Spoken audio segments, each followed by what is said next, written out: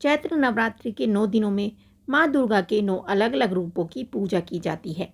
नवरात्रि के पहले दिन कलश स्थापना की जाती है।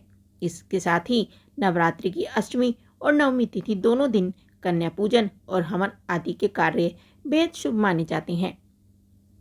8वें दिन महागौरी की पूजा की जाती है और नवमी तिथि को माँ सिद्धिदात्री की पूजा आराधना के साथ नवरात्रि का समापन होता है। चलिए जानते हैं नवरात्रि की अष्टमी तिथि का शुभ मुहूर्त, कन्या पूजन का मुहूर्त और पूजा विधि के बारे में। पंचांग के अनुसार चैत्र नवरात्रि की अष्टमी तिथि का आरंभ 15 अप्रैल को दोपहर 12:11 पर हो रहा है और इसका समापन 16 अप्रैल को दोपहर 1:23 पर होगा। इसलिए उदया तिथि के अनुसार 16 अप्रैल को ही महाअष्टमी मनाई जाएगी और इस दिन कन्या पूजन का कार्य भी शुभ रहेगा। अष्टमी तिथि को सुबह 11:55 से दोपहर 12:47 तक अभिजीत मुहूर्त में कन्या पूजन कर सकते हैं। कन्या पूजन की विधि। कन्या पूजन के एक दिन पहले सभी कन्याओं को आमंत्रित करें। जब कन्याएं और छोटा लड़का घर आ जाए तो उनका जल से पैर धोएं और उनके चरण स्पर्श करें। अब उन्हें स्वच्छ आसन पर बैठाएं। फिर कन्याओं और लड़के की कलाइयों पर मौली बांधें और उनका तिलक करें। इसके बाद उन्हें भोजन खिलाएं। कन्या पूजन के लिए हलवा और पूड़ी का प्रसाद तैयार करें। बच्चों को प्यार से भोजन खिलाएं और अंत में उन्हें गिफ्ट भी दें। उनके पैर छुएं और उन्हें भेजने जाएं। कन्या पूजन से जुड़ी कुछ खास बातें।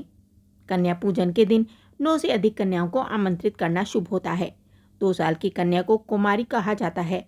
मान्यता है कि इनके पूजन से घर की दरिद्रता दूर होती है और सभी बाधाओं से छुटकारा मिलता है। 3 साल की कन्या को त्रिमूर्ति का रूप माना जाता है।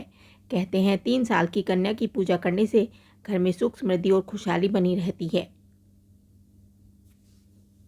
ऐसा कहा जाता है कि घर में सुख शांति के लिए 4 साल की कन्या का पूजन करना बेहद शुभ होता है। 5 साल की कन्या को रोहिणी कहा जाता है। इनकी पूजा करने से सभी रोग दोषों से छुटकारा मिलता है। 6 साल की कन्या को कालिका का रूप माना जाता है। मान्यता है कि इनका पूजन करने से सभी कार्यों में सफलता मिलती है। 7 साल की कन्या को चंडिका कहा जाता है। चंडिका का पूजन करने से घर में धन दौलत की कमी नहीं आती। 8 साल की कन्या को शांभवी कहा जाता है। कहा जाता है कि 8 साल की कन्या का पूजन करने से सभी कार्यों में सफलता मिलती है। 9 साल की कन्या को माँ दुर्गा का रूप माना जाता है कि 9 साल की कन्या का पूजन करने से शत्रुओं पर विजय मिलती है। 10 साल की कन्या को सुभद्रा कहा जाता है। मान्यता है कि 10 साल की कन्या का पूजन करने से सभी मनोकामनाएं पूरी होती हैं। ये जानकारी आपको कैसी लगी हमें कमेंट करके ज़रूर बताएं। साथ ही वीडियो को लाइक करें, चैनल को सब्सक्राइब करें। धन्यवाद।